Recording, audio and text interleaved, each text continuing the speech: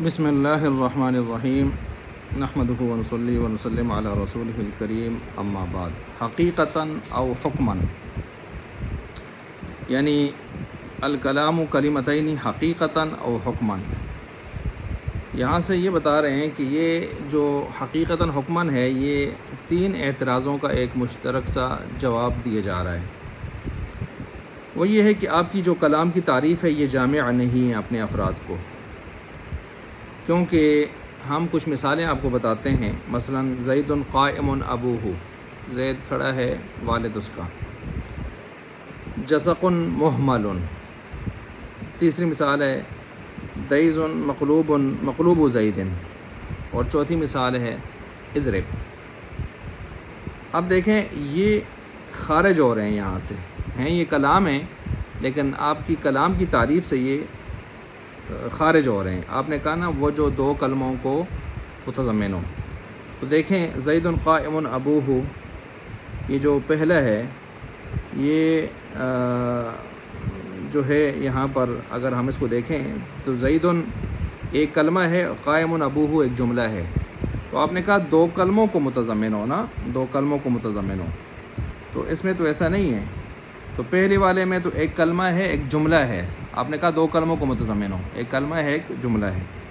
اور دوسری اور تیسری مثال جو آپ نے دی ہے جسق محمل اور دیز مقلوب زید، تو اس پر اگر ہم غور کریں تو اس میں ہمیں ایک محمل نظر آتا ہے اور ایک کلمہ نظر آتا ہے. تو آپ نے کہا دو کلمے ہوں، تو دو کلمے کون سے ہوں؟ موضوع ہوں نا. تو اس میں ایک محمل ہے، ایک کلمہ ہے اور ایک محمل ہے اس میں. تو دو کلمے موضوع تو نہیں ہے اس میں. چوتھی جو مثال آپ نے دی ہے اضرب، اضرب کے اندر ایک ہی کلمہ ہے. آپ نے کہا دو کلموں کو متضمن ہو، ہیں یہ کلام ہے لیکن کلام کی تعریف سے خارج ہو رہے ہیں. تو اس کا جواب شارح نے یہ دیا حقیقتاً او حکماً. ہم نے یہ نہیں کہا کہ حقیقتاً ہر وقت جو ہے وہ حقیقتاً ہی دو کلمے ہوں گے. ٹھیک ہے. ایک بات تو یہ بھی ذہن میں رکھیں کہ میں نے تعریف میں جیسے کہا تھا کہ کم از کم دو کلمے ہوں، تو اوپر اگر زیادہ ہوتے ہیں تو کوئی حرج کی بات نہیں ہے. کم از کم دو کلمے ہم نے کہا تھا، تو زیادہ ہوتے ہیں تو ہوتے رہیں. ایک تو یہ بات. دوسری بات یہ ہے کہ یہ کلمتین عام ہے، حقیقتاً ہو یا حکماً ہو. حقیقتاً کا مطلب یہ ہے کہ جس میں تلفظ کے اعتبار سے بھی تلفظ بھی حقیقتاً ہو، تلفظ زبان سے ادا کرنا، اور افراد بھی اس میں حقیقتاً ہو، اور وضع بھی اس کے اندر کیا ہو؟ حقیقتاً ہو. یہ اور حکماً وہ ہے جس میں ان امور ثلاثہ میں سے کوئی ایک چیز حقیقت کے بجائے حکماً کی طرف جا رہی ہو. مثال کے طور پر یہاں پر دیکھیں جو مثالیں دی ہیں، زید قائم ابوہ. اس مثال میں یہ جو قائم ابوہ آپ جس کو جملہ کہہ رہے ہیں اور زید کو ایک کلمہ کہہ رہے ہیں، تو کہ کلمہ اور جملے سے آپ نے یہ اعتراض کیا نا. تو یہ جو جملہ آپ جس کو کہہ رہے ہیں اس کو ہم مفرد کی تعویل میں لا سکتے ہیں. مثلا ہم یوں کہیں زید قائم الاب. اب قائم ابوہ کو ہم لے جائیں گے تعویل کرتے ہوئے قائم الاب کی طرف. تو قائم الاب یہ مفرد ہو جائے گا. ٹھیک ہے. لیکن یہ تعویلی مفرد ہے، حکماً مفرد ہے. تو لہٰذا اب یہاں پر ایک کلمہ اور جملہ سے یہ کلام نہیں بن رہی، بلکہ اصل میں یہ ایک حقیقی لفظ سے کلمہ سے بن رہی ہے زید، اور دوسری حکمی کلمہ سے بن رہی ہے قائم الاب. تو یہ اس وجہ سے کہ یہ قضیہ حملیہ ہے نا، قضیہ حملیہ کے اطراف کی تعویل مفرد کے ساتھ ہو سکتی ہے. قضیہ حملے کی جو تعویل ہے وہ مفرد کے ساتھ، اس کے اطراف کی قضیہ حملے کے اطراف کی تعویل مفرد کے ساتھ ہو سکتی ہے. ٹھیک ہو گیا. زید قائم ابوہ یہ قضیہ حملیہ ہے، اس کے اطراف میں سے ہیں قائم ابوہ، اس کی تعویل مفرد کے ساتھ قائم الاب کے ساتھ ہو سکتی ہے. اچھا جی، لہٰذا یہاں پر دو کلمے ہو گئے، ایک کلمہ حقیقی ہو گیا پہلا اور دوسرا حکمی ہو گیا قائم الاب.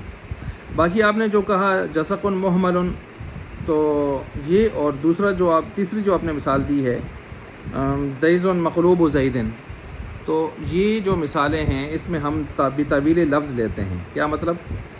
جسق محمل کا مطلب ہم لیں گے ھذا اللفظ محمل، یعنی یہ جو جسق ہے ھذا اللفظ، یہ ھذا اللفظ کی تعبیر ہم لے لیں گے. اسی طرح دیز خود بھی وہ محمل ہے، زید کا الٹ ہے، تو اس کو بھی ہم کہیں گے ھذا اللفظ یعنی یہ دیس مقلوب زید، تو حاضر لفظ کی تعویل میں لے لیں گے تو اس میں بھی پہلا جو تعویل لیا ہے ہم نے معول کیا ہے وہ حکمی کلمہ ہو جائے گا اور دوسرا حقیقی کلمہ ہو جائے گا، تو ایک حقیقی ایک حکمی، لہٰذا کوئی اعتراض باقی نہیں رہے گا۔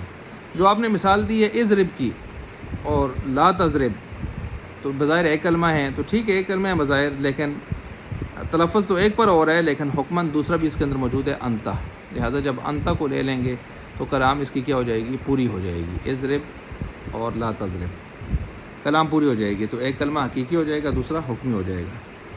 اچھا جی، اس کے بعد ہے ای یکون کل واحد منہما فی ضمنہ، یہ جو عبارت ہے اس کے اندر بھی ایک سوال جواب کا سلسلہ ہے، وہ یہ ہے کہ آپ نے جو کلام کی تعریف کی ہے وہ باطل ہے، اس لیے کہ وہ مستلزم ہے کس کو جی، اتحاد المتضمنی والمتضمنی، یعنی متضمن اور متضمن، اس میں فاعل اور اسم مفعول ایک دوسرے کے ساتھ متحد ہو رہے ہیں اور یہ باطل ہے، تو لہٰذا یہ تعریف باطل شمار ہونی چاہیے۔ مثلا کیسے ہو رہا ہے؟ مثلا دیکھیں کہ آپ نے تعریف کی نا کلام وہ ہے جو متضمن ہو دو کلموں کو، اور کلمتین جو ہیں وہ بعین ہی خود بھی کلام ہیں، اور متضمن بھی کلام ہوئی تو متضمن بھی کلام ہو گئی، تو اس طرح اتحاد لازم آ گیا، اتحاد المتضمنی والمتضمنی۔ مثلا زید قائم، یہ کلمتین ہیں، دو کلمے ہیں نا، اور کلام بھی اسی کو کہتے ہیں، تو زید قائم یہ کلمتین بھی ہیں اور کلام بھی ہیں، تو متضمن اور متضمن کا اتحاد لازم آیا۔ آپ نے کلام کی تعریف کی اور کلام کی تعریف اس ترتیب سے ہو گئی کہ دو کلموں کو متضمن ہو، تو دو کلمے زید قائم وہ دو کلمے بھی ہیں محدود، اور کلام بھی ہیں وہ حد، یا اس اعتبار سے کہیں کلام متضمن ہے اور زید قائم دو کلمے متضمن ہیں، تو متضمن اور متضمن ایک ہو گئے، حالانکہ ان میں تغایر ہونا چاہیے، اس کے درمیان میں متضمن اور متضمن کے جو نسبت ہے ان کے اطراف میں تغایر ہونا چاہیے، تو جواب یہ ہے کہ اتحاد لازم نہیں آتا، تغایر اعتباری یہاں پر موجود ہے، جہاں اتحاد تغایر ذاتی نہ بن سکے تو ہم تغایر اعتباری بنا لیتے ہیں۔ مثلا زید قائم، اس کی دو حیثیتیں ہیں، من حیث المجموع یعنی مجموعہ، من حیث المجموعہ، تو یہ متضمن اس میں فاعل کی صورت اختیار کرے گا، لیکن زید انفرادی حیثیت سے اور قائم انفرادی حیثیت سے دیکھیں تو یہ متضمن ہے، اس میں مفعول کی حیثیت اختیار کرے گا،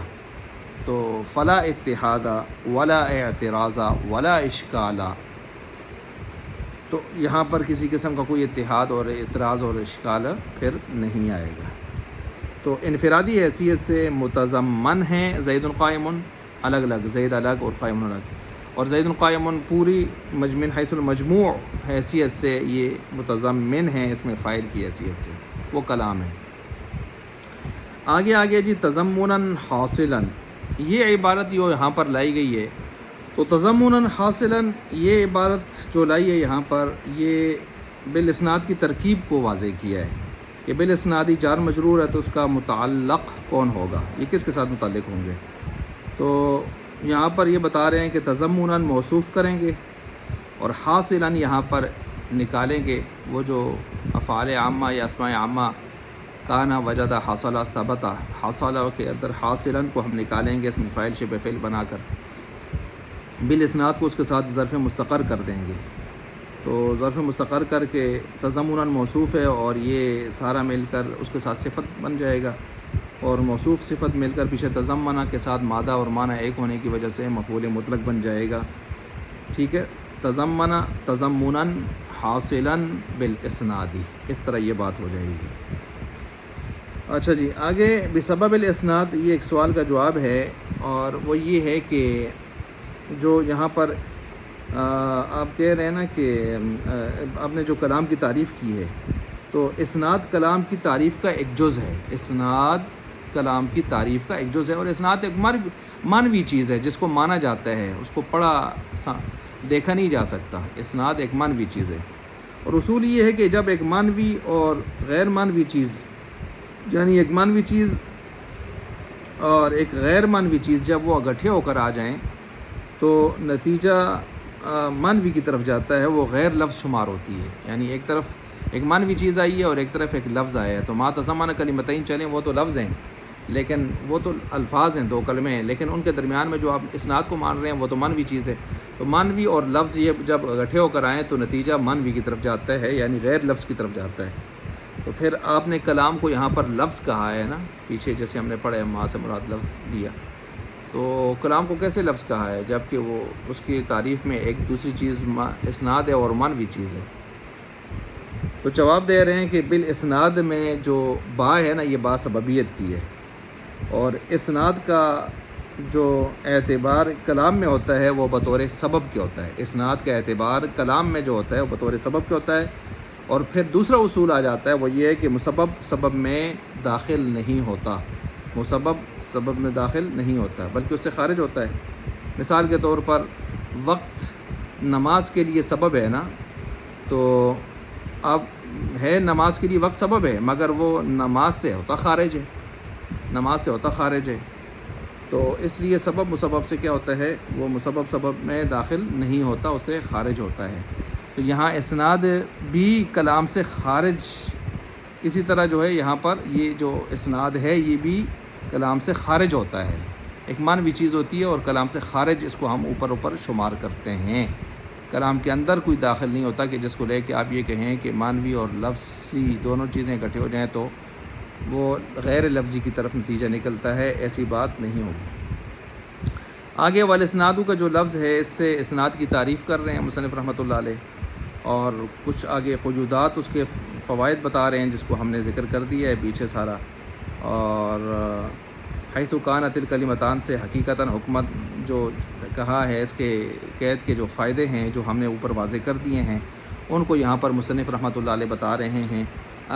ہم اس عبارت کو بھی دیکھ لیتے ہیں. الکلام فی اللغتی، کلام لغت میں ما یتکلم به وہ ہے جس کے ساتھ کلام کرے انسان، قلیلا قلیل ہو او کانا او کثیرا یا زیادہ ہو. وفی اصطلاح، یہ تو لغوی تعریف ہوگی، لغوی کس کی، کلام کی. وفی اصطلاح النحاتی، اور نحویوں کی اصطلاح میں ما تضمنہ وہ جو متضمن ہو، لفظ تضمن ایسا لفظ جو متضمن ہو کلمتین دو کلموں کو حقیقتاً ہو یا حکماً ہو. یکون کل واحد منہما، یعنی ہر ایک ان دونوں میں سے فی ضمنی اس کے کلام کے ضمن کے اندر ہوں. فالمتضمن اسم فاعل، اسم فاعل، متضمن اسم فاعل ہے. وہ المجموع، اور مجموعہ ہے پورا، زید قائم. والمتضمن اسم مفعول ہے. کل واحد من کلمتین زید قائم، ان میں سے ہر ایک کو علیحدہ دیکھیں، میں نے پوری تشریح کر دی ہے سبق میں. فلا یلزم اتحادہما، لہذا ان کے درمیان میں اتحاد نہیں آئے گا، تغیر اعتباری آئے گا. تشریح ہو گئی ہے. بالاسناد ای تضمنا حاصلا بسبب اسناد احدى الکلمتین الی الاخری، جو ایسی اسناد جو حاصل ہوتی ہے بسبب اسناد کے، یعنی دو کلموں میں سے کسی ایک کے دوسرے کی طرف. والاسناد نسبت احدى الکلمتین حقیقتاً و حکماً، اسناد تو یہی ہوتی ہے کہ دو کلموں میں سے ایک کی نسبت دوسرے کی طرف حقیقتاً ہو یا حکماً ہو. الی الاخری، دوسرے کی طرف. بحیث اس حیثیت سے تفید المخاطبہ، مخاطبہ دونوں پڑھ سکتے ہیں، جو فائدہ دے مخاطب کو، مخاطب کو. فائدتاً تامۃً، فائدہ تامہ ہوگا، کیونکہ فائدہ ناقصہ وہ تو غیر مفید میں بھی ہوتا ہے، وہ تو کلام نہیں ہوتا. فقولہ ما یتناول المہملات، بس اس کا جو قول، اس کا ما جو آیا ہوا ہے وہ تو شامل ہے، لفظ ما شامل ہے. یتناول المہملات والمفردات والمرکبات الکلامیۃ والغیر الکلامیۃ، ان سب کو شامل ہے. وبقید تضمن کلمتین، یہ جو قاعدہ یہ فصلوں کو واضح کر رہے ہیں، ان کی فوائد کو واضح کر رہے ہیں. خرجت المہملات والمفردات، تو اس سے محملات بھی نکل گیا، مفردات بھی نکل گیا. وبقید الاسناد، اور اس فصل جو اسناد والی ہے. خرجت المرکبات الغیر الکلامیہ، اس سے نکل گیا مرکبات کلامیہ غیر کلامیہ، یہ بھی نکل گئے. مثلا غیر غلام زید ورجل فاضل، یعنی یہ جو مرکب اضافی ہے، مرکب توصیفی ہے، یہ سے کیا ہو گئے، نکل گئے. وبقیت المرکبات الکلامیہ، اور اسی طرح رہ گئے پھر یہاں پر مرکبات کلامیہ. سواء کانت خبریات، چاہے برابر ہیں کہ یہ خبریاں ہوں، جیسے ضرب زید وضربت ہند، مذکر مؤنث کی مثال دی. زید قائم، پہلے فعلیہ کی دی، اب اسمیہ کی دے رہے ہیں. او انشائیہ، یا وہ انشائیہ ہوں، جیسے اضرب، انشائیہ کی 11 قسمیں ہیں، ان میں سے اضرب امر کی مثال دی. ولا تضرب، یہ کس کی مثال دی، نہیں کی. فإن كل واحد منهما تضمن كلمتين أحدهما بس ان میں سے ہر ایک متضمن ہے دو کلموں میں سے ایک دوسرے کو ملفوظتاً والاخری منویتاً، ایک ملفوظ ہے لفظوں میں آ رہا ہے اور دوسرا منوی ہے مانا جا رہا ہے نیت میں ہے۔ وبینہما اسناد، اور ان دونوں کے درمیان میں ایک اسناد پائی جا رہی ہے، یفید المخاطبہ جو مخاطب کو فائدہ دے رہی ہے، فائدہ تامۃ فائدہ تامہ دے رہی ہے، وحید کانت الکلمتان عام، اور اس حیثیت سے یہ ہے کہ یہ عام ہیں دو کلمے عام، من ان تکونا یہ کہ ہوں، و کلمتین حقیقتاً او حکماً، یہ دو کلمے حقیقتاً ہوں یا حکماً ہوں۔ داخل فی التعریف مثل زید ابوہ قائم او قام ابوہ او قائم ابوہ، فإن الاخبار، بس اس کے اندر جو فإن الاخبار فیہا، اس میں جو خبریں ہیں اس میں باوجود اس کے کہ انہا مرکبات مرکب ہیں اس میں، اسی طرح جو ہے مرکبات، لیکنھا فی حکم الکلی کلمۃ المفردتی، لیکن اگرچہ وہ ہیں مرکب لیکن فی حکم الکلمۃ المفردتی بتاویل مفرد کے، ہم جیسے میں نے کہا تھا قائم ابوہ کو ہم کس معنی میں لے رہے ہیں، خبروں جو خبر ہے زید ان کی قائم ابوہ، اس کو لے رہے ہیں بتاویل مفرد کے قائم الاب کے لے رہے ہیں، آنی قائم الاب، وداخل فیہ ایضا جسق مہمل ودیز مقلوب زید مع ان المسند الیہ مسند الیہ فیہ ما محمل لیس بکلمۃ فإنہ فی حکم ھذا اللفظ، ھذا اللفظ کی تعویل میں ہم اس کو لے چکے ہیں۔ ٹھیک ہے جی۔